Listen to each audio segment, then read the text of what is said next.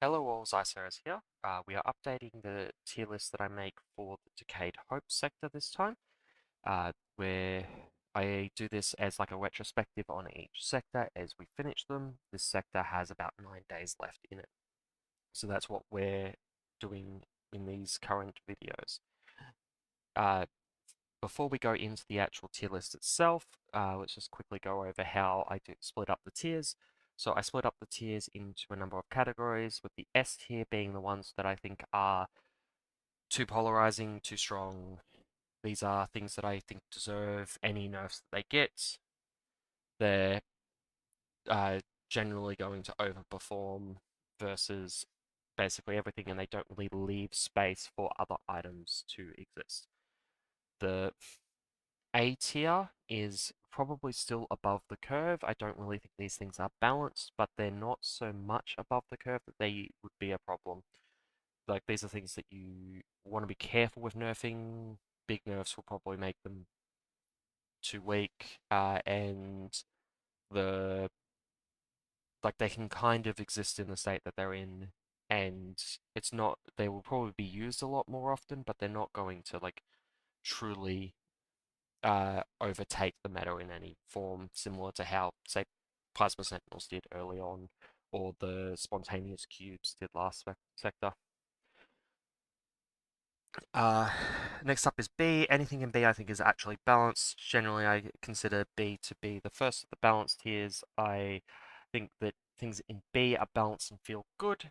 C, I think they're probably reasonably balanced, but there's some clunkiness or something that's like holding them back from actually like feeling pretty good in whatever aspect they are in. Uh, for D, I think these things are a little bit undertuned. So it's like the flip side of like the A tier, where these things are, I think, below the curve and they don't really feel right. Um, and they, you don't want to be like super generous with buff. You wouldn't want to be super generous with buffs with them, but they probably do need something to put them above, back up into the like more balanced tiers. And F, anything in F is fundamentally failed, I would say. They have really big issues. They need something big to really like even possibly like completely being reworked, or like huge impactful new mod augments, upgrade change, whatever. They need something to really be usable. You would only really, I feel like you'd only really use F for the most part to be contrarian. But anyway, let's get into the tier list. Okay, so we're just going to start with the rated tier list. I'm going to start with the hardware and then we'll go alphabetically from there, because the hardware really does feel like it's competing amongst itself. I would, if there was more of it, I'd probably split it off into its own tier list, but it doesn't need it at the moment. There hasn't been a lot of balance changes in the last sector, so things will be fairly similar. But let's just quickly go over this. So start off, we're going with blast grenades. That moves up. I previously had that in C. I moved it up to B. The reason for this is there was a bug that caused the blast grenade to disappear if it hits the business end of a death piston or impaler that was extended, and the death piston in particular was a very useful case for blast grenades that you would normally try to use it for, and they um, being basically immune to it at that point was just not good for the blast grenade. It had significantly more limited uses because of that bug. But that's fixed now, so we don't have to worry about it. Back up to B. I think they're pretty good. The next up, we have Flash Barrier. Flash Barrier also goes in B. There is a little bit of an awkwardness when it comes to the Flash Barrier with the time it takes to set up, and sometimes the destruction of the traps around you, particularly with the Plasma Sentinels with the self-destruct, can actually be quite problematic. And there's some stuff where the guard or like put its weapon inside the flash barrier and you'll die because of that, and how deadman switches just always fall through it because they're not considered attacks until they explode. All these are problems, which actually helps the flash barrier from not from a like Raiders perspective, but from like a balance perspective, because otherwise it would basically be like a multi-second invulnerability that you could just stand in, and that would be potentially fairly problematic for the game, even if they are consumable. Um, but they can solve a lot of problems, and they're very good at that. So they maintain a fairly good balance despite all the shenanigans that can happen with them. The next up would be the Phoenix Pod. Phoenix Pods go into A. I don't think they're so problematic that they need a nerf necessarily, but they are very strong. Having 3 lives to deal with the whole outpost is just generally quite good. Finishing it in 1 life without ever being hit is actually quite hard in a lot of cases. And just being able to learn particular setups uh, by placing the Phoenix Pod past the first setup that you have to deal with in like difficult like 2+ setup maps. Very good. Anyway, we all know this. They just are maintaining their spot from last time, similar with the flash barrier they're maintaining. And then D for the spike drive. I've mentioned this before, I believe. The spike drive increases movement speed by 45%. It's still not faster than just standing still and grappling, and you don't generally stand still and grapple because that's like a silly way to do the grappling hook stuff. So you are moving slower than a way you are spending a resource to move faster and then moving, and despite that, you are still moving slower than just not spending a resource and using a grappling hook instead. And like, yes, you could throw more value behind it, put some more, like get a biolink or an enhancement to up your movement speed even further so that you can actually be faster than that, but it's just, but like, because this can only fire for, what is it, like 8 seconds or something out of a whole outpost, its main purpose and the only reason it's not in the F tier, honestly, is because when you are doing an actual speed run, not a blind speed run, but you are actually speedrunning and trying to cut off fractions of a second so that you can have the world record time, those fractions of a second can be, there is always going to be a section where you need to walk a little bit in order to set up your grapple, and having that walking be ever so slightly faster. The most common place for this is generally actually at the gen mat, which helps because there's also like an animation cancel you can do by grabbing the gen mat while you're trying to activate your spike drive. Um, because of all of that together, there is a purpose for them. It is very specifically for non-blind speedruns where you are actually going for like world record times. That is the point what they are actually useful.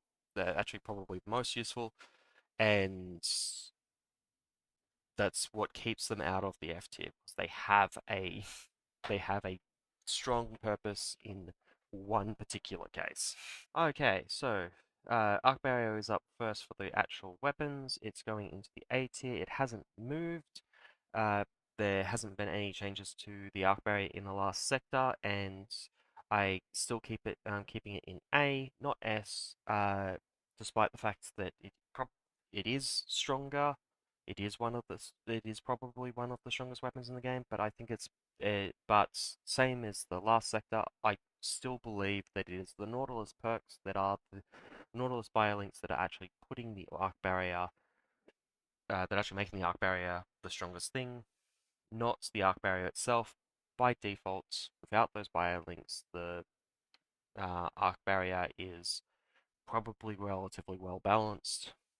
It's just that we haven't had this arc barrier without the Nautilus perks. Like I think the 1.5 to 1 second active time that happened in the Shattered Peak update was enough for nerfing the base of the arc barrier. It's just that the biolinks are pushing it over the top at the moment.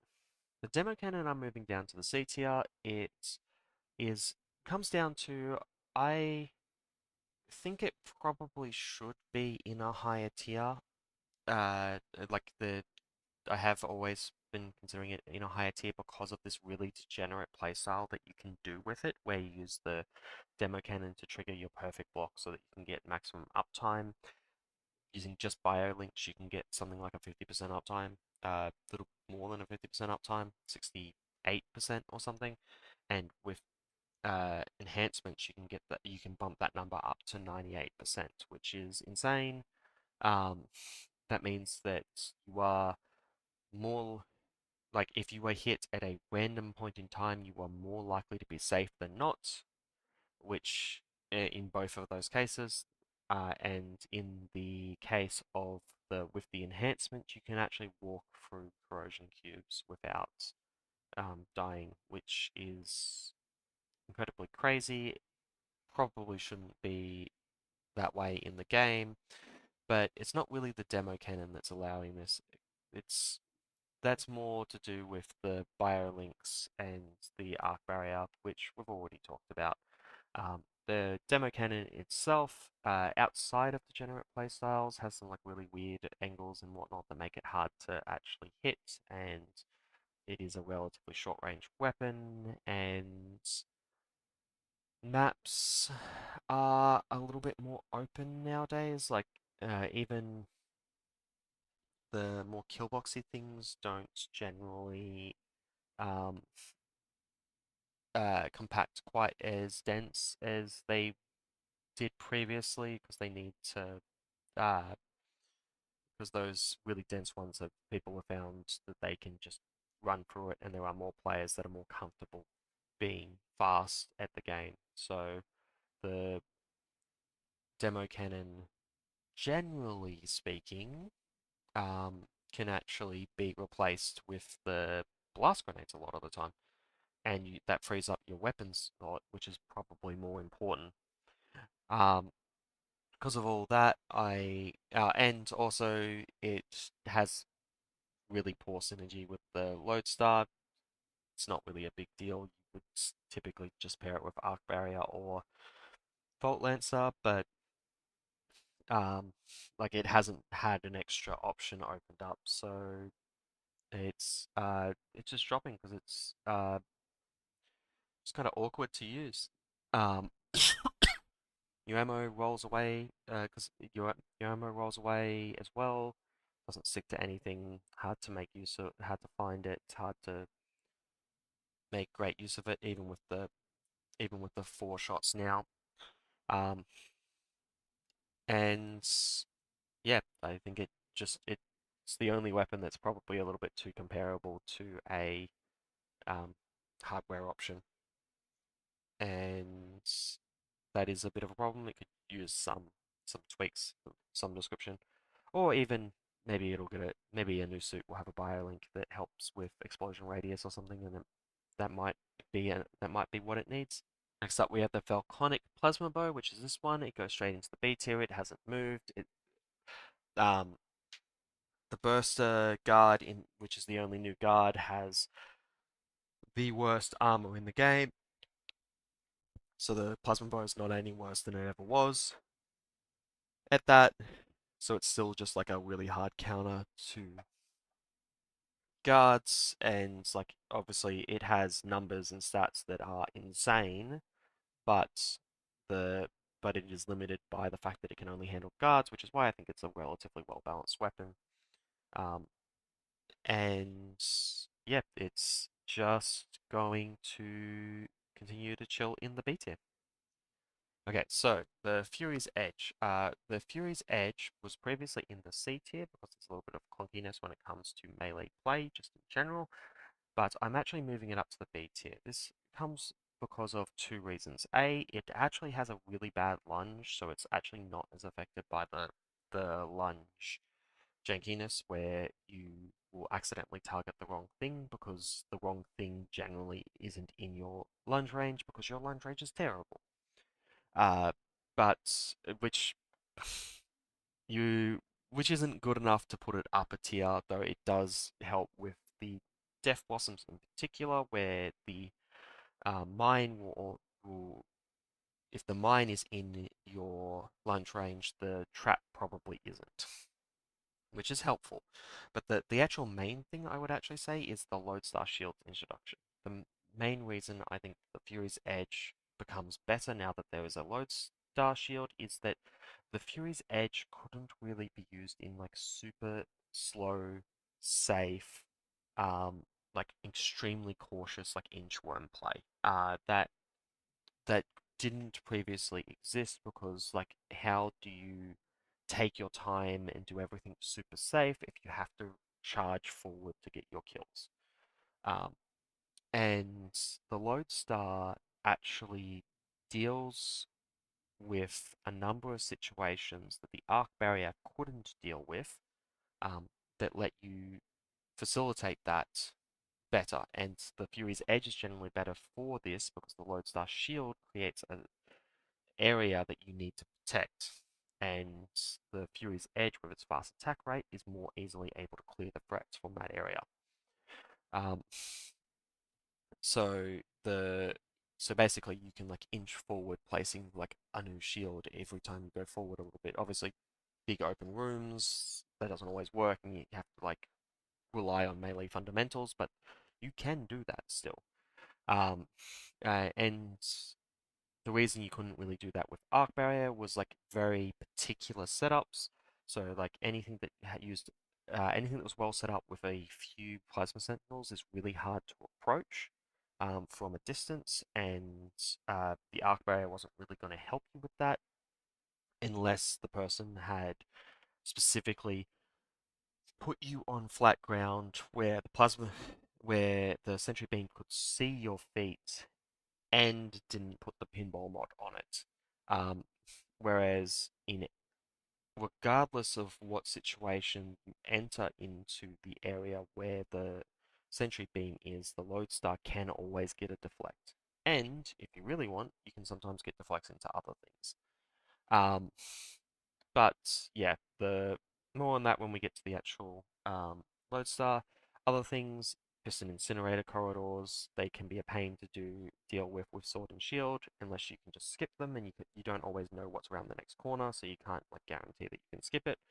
Um, but yeah, Lodestar, you can exist inside the actual corridor as long as you'd like, because you can drop the shield and have it back up before the incinerator kills you. And the last one is the Armored Cannonbacks. Armored Cannonbacks, you have to do an unlocked attack to kill because you can't get a backstab because they spin too fast as you run around them. And they don't have any like spot where they just like stop and stuck in an animation where they can't spin. Um, so you you couldn't really deal with them like at all once they'd aggroed, which was just a big problem. Just a big problem for old Sword and Shield loadouts. You kind of just had to run past them, and with the Lodestar Shield, you put the Lodestar up in front of it, and the Cannonback destroys itself. Um, but yeah, the three main setups that stopped the Fury's Edge from having this like slow play inchworm setup no longer exist, and because of that, I actually think that the Fury's Edge can now go across the full spectrum of playstyles. Uh, it's an incredibly versatile weapon, um, and the it's never really like super oppressive, but it's always like there's always like some value you can gain from it. With basically anything else, so like I don't see a reason not to move that up to B tier. Okay, so we're talking about the Lodestar Shield. Lodestar being new, wasn't on the previous tier list. I am putting it into the C tier. This might surprise some people because there is a lot of talk about how it is actually quite bad, but it is actually got a lot of use cases you that it is better than any other weapon. The most obvious one, to me at least, is the reflex with the um, sentry beams.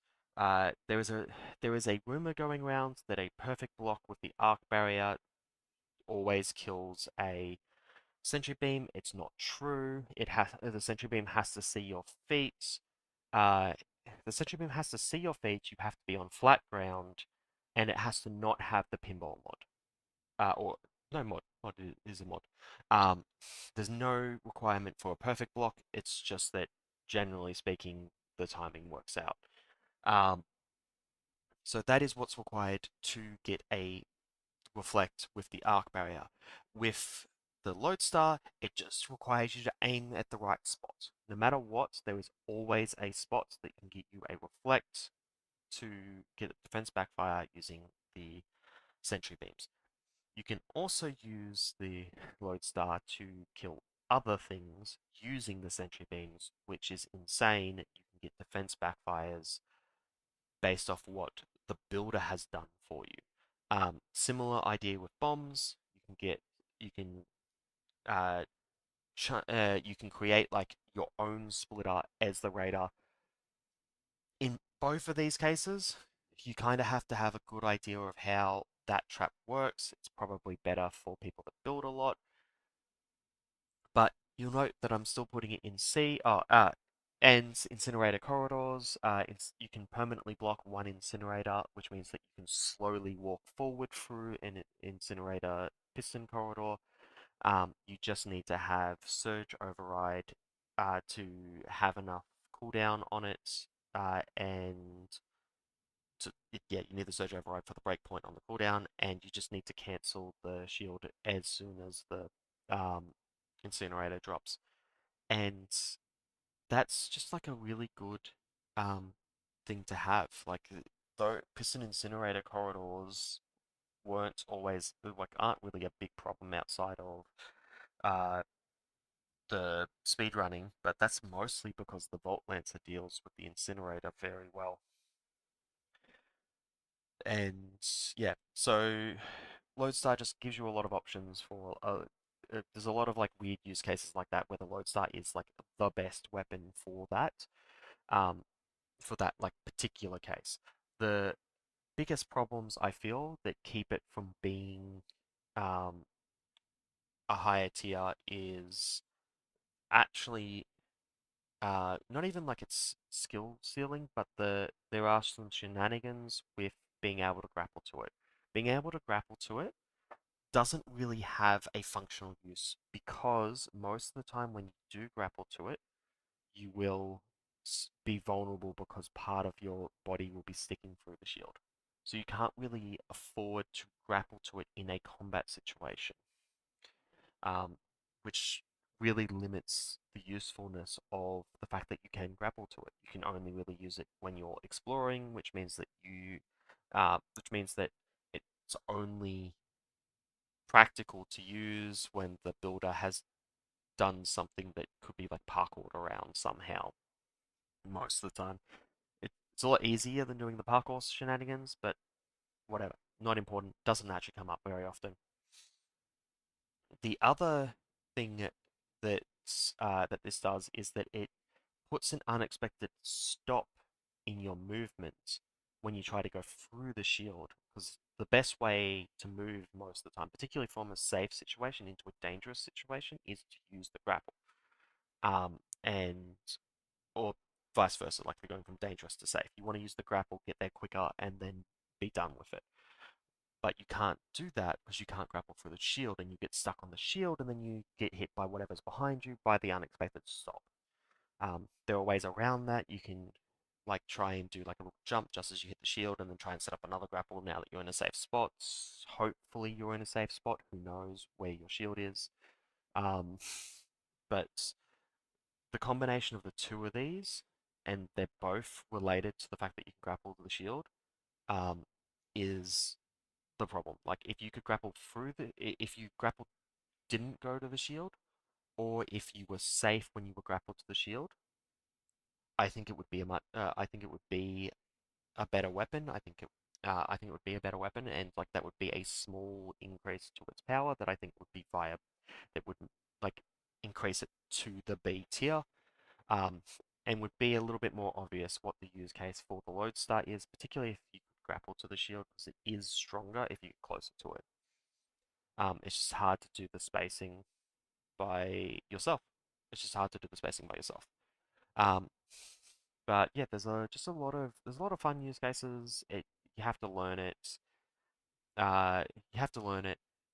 Uh, but it's not like bad. Like I don't actually think it drops below the like C is still one of the balanced tiers. Um, I think it just needs a little bit of help because of the awkward interaction with the how grappling to it works in practice. Okay, so Sledge Blade. This is my like pet weapon. I do really like the Sledge Blade. I'm keeping it in the C tier. I was considering dropping it because it's there is some jank when it comes to how lunges work. You normally um, there are times when you are aiming at something small and it just seems and you seem to be like ever so slightly off maybe, or maybe it's got to do with how the um, aim assist works or something, and you'll go to something else, like so you'll go to the impaler that the guard's standing on or something like that. And normally that's not a big deal, but with Death Blossoms in particular, it can be. If there is a mine and then a Death Blossom, if you miss the lunge on the mine and go to the Death Blossom, you do not have time to react. You will, even with quick strikes, you will die in the lunge. You'll die before the lunge ends, and that's just super awkward. When combined with the shenanigans of how the lunges sometimes just target the wrong thing. And you normally try to avoid that by like spacing it, but the Sledge Blade has such a long lunge range that you can't always do that. And sometimes, yeah, so sometimes you just die to Death Blossoms. I was considering dropping it from that, but I have been testing it more, but I have been testing it in the way that I would normally play in the like full speedrun shenanigans, and it still works really well when you are trying to go fast because it allows you to get to something that the raider doesn't think you should be able to get to because they will normally time it with their grappling, and you can be just a little bit faster than that, and that is enough to just skip some entire setups, and uh, that's important. Obviously, I do think it requires quick strikes to actually be useful. I believe I said that last time. We're keeping it in the same tier, despite the weaknesses it now has to Death Blossoms, although it also has some strengths because you can get like 2 or 3 mines with a unlocked attack because of how slow the animation is. If they're close enough together, you can just like do an unlocked attack and move forward, and you hit so many things before it actually runs out, and that is useful. That's useful for speedrunning. That's how I deal with mines a lot. Either that or just block and use them for a perfect block with the arc barrier, which is also not a bad option. But yeah, but yeah, I think they're like it's still very good as like a speedrun weapon. The dual sword still works. None of the loadouts that it had previously are unviable. It's just a little bit jank with its lunge. A little bit the jank with its lunge is now hurting it a little bit more because of the Death Blossom interaction, but not enough for me to feel like I need to drop it just yet. And lastly, we have the Volt Lancer. It goes into S tier, it hasn't changed, it's still the best weapon in the game. It doesn't really leave space for any other weapon to really exist. It is too good.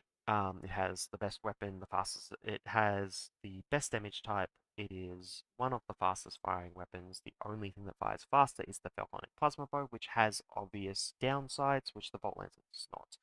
The Volt Lancer's only downside is ammo, which, because of the way it sticks into whatever you shoot at, can only really be abused with a lot of things like far away from you, or a lot of things far away from you that that you need to deal with, which, like, the closest you can really do with that is sentry beams, and in that case you can actually use the Lodestar now, which what didn't exist previously, but yeah, it will handle that. The Alternatively, you could try using Plasma Sentinels, but Plasma Sentinels, uh, when they're like really far away, their shots take so long to travel that you can actually just sidestep them really easily. Um, and so that's the only like ways to deal with it with traps. So then you have to start using guards, and the moment you start using guards, the Falconic Plasmabow comes into play, and you can just use the Falconic Plasmabow's 15 ammo instead of your 3 Volt Lancer ammo, and that solves that problem as well. Like, there might be at some point a trap that allows you to actually um, trap Volt Lancer ammo, but we don't have it currently. So the Volt Lancer ammo requirement is just like the Volt Lancer ammo downside is just not a real thing. And like and if you are forced by your loadout choice to deal with guards with the Volt Lancer, it's still better than using a melee weapon most of the time, because with Magnetic Link you have a 6 meter pickup range of your shot and you fire as fast as the Fury's Edge with rapid fire. So you can both deal with ammo, attack just as quickly, and attack at a range that's like very good. Like um the Sledge Blade has an 8 meter lunge range. It's only a little bit longer than the 6 meter pickup range for um, the Volt Lancer's shot, and the Fury's Edge has a 4.5 meter. It actually needs biolinks to get to the range that the Volt Lancer effectively has infinite ammo. Um, it's it's crazy to me that there has been no adjustments to the Volt Lancer at all. Um, like, you could do a lot of things, particularly with how the level ups work. Like, if the third level up was not as big as it is, I think, because like the 2 to 3 shots is really impactful, but I don't think that's what breaks the Volt Lancer. It's actually the 2 second to 1 second firing rate. Um, yeah, the if you change that to be like to be like half a second instead, it's basic. I think it's the only weapon in the game that actually has like really impactful upgrades at all levels. Um, which is probably what keeps it in my mind in the S tier. But uh, I've gone on about this, I think, 3 times now, because there has not been any adjustments to it, and it's still in the S tier, and we still see like in 90% of the player base, at least I still see 90% of the player base in like replays, um, running it, because people will run whatever works for them, and it will work for them because it's stronger than everything else. Um, so yeah, we're just going to continue to see it. It, it's probably nice that the starter weapon is good.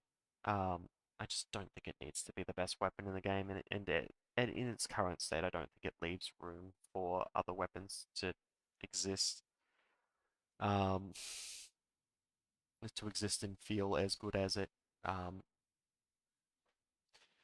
yeah, which is the problem, which is why I put it in S tier. It's just too good at too many things, and it actually uh, I think like just some small changes, you could actually make it drop quite a bit, and if it dropped quite a bit, I think that would probably be actually better for the game. Okay, so closing thoughts. Yeah, so with the Raider weapons, there hasn't been any direct changes, but with the introduction of the Lodestar, I think that that has adjusted some of the like evaluations of the weapons that do already exist, because it can deal with situations that you couldn't previously have dealt with any other weapon. The Most of the other tweaks were linked to bugs, though I think the Death Blossom uh, does have a little bit of an impact on how the Raider kits feel, but it isn't enough to justify actually changing things up. Um, the launchpad also similarly, because ranged is a little bit worse because it's just so hard to spot a camo launchpad. But it's more on that when we get to the actual builder tier list. The As for this, I think that this is where I think we are at for the current sector. Little changes, nothing like super big here, but there also hasn't been many balance changes in the sector or mid-sector updates, so that's to be expected.